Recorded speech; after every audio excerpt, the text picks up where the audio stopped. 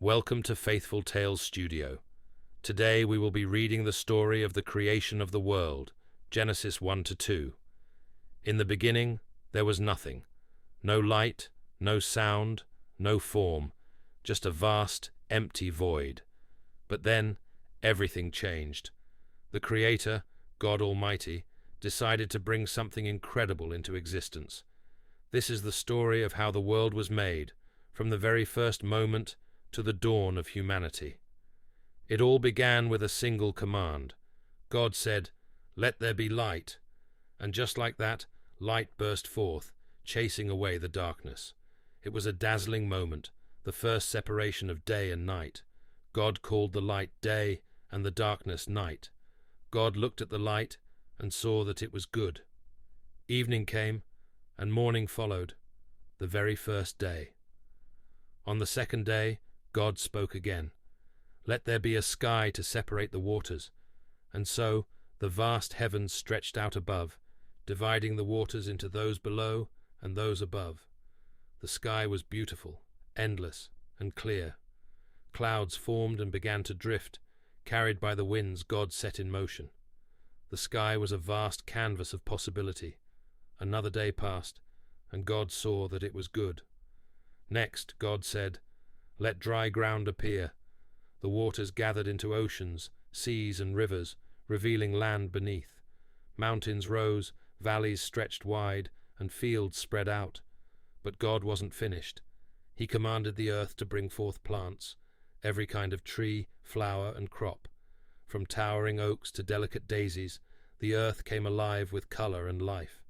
Trees bore fruit, flowers bloomed, and grass spread like a soft green carpet over the land. Each plant had seeds, ready to produce more of its kind, and God saw that it was good. On the fourth day God said, "Let there be lights in the sky to mark the days, years, and seasons." He placed the brilliant sun to rule the day and the gentle moon to rule the night. Stars scattered across the heavens like glittering jewels, too many to count. Each light had its purpose, guiding the rhythms of time and life. The universe was vast and breathtaking, a testimony to God's boundless creativity, and God saw that it was good. Then, on the fifth day, God turned his attention to the waters and the skies. He said, "Let the waters be filled with living creatures, and let birds fly above the earth." And it happened. The oceans teemed with fish, whales, and every kind of sea creature, while the skies filled with the flapping wings of birds. Pelicans soared, eagles hunted, and songbirds filled the air with melody. God blessed them, saying, "Be fruitful and multiply." The waters shimmered with life, and the skies were alive with motion. It was a lively, beautiful scene, and God saw that it was good. On the sixth day, God created creatures to roam the land, lions, bears, cattle, and all kinds of wild and tame animals, each one unique, each one full of life.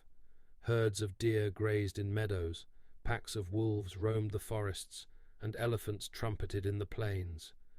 The earth was now vibrant with movement and sound. But then came the most special creation of all, humanity.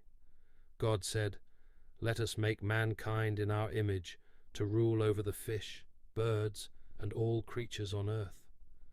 So God formed man from the dust of the ground and breathed life into him.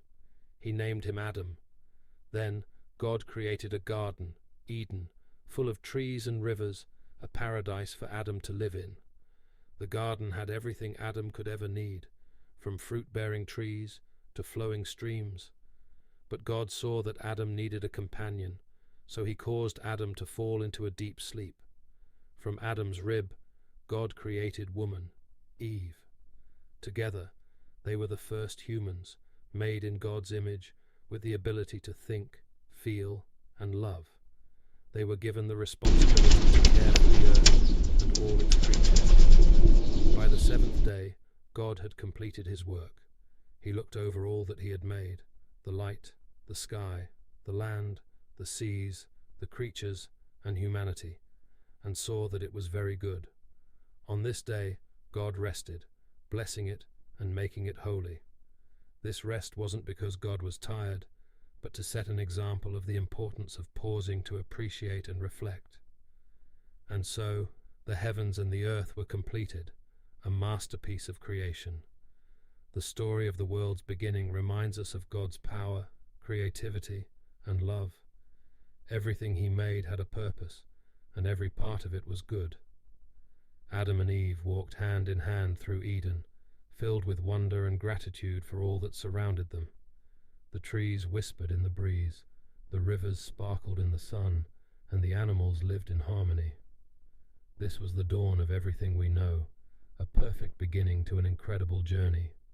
Humanity's story had just begun, full of potential, hope, and the promise of God's continued presence. And that, my friends, is the story of how the world was created.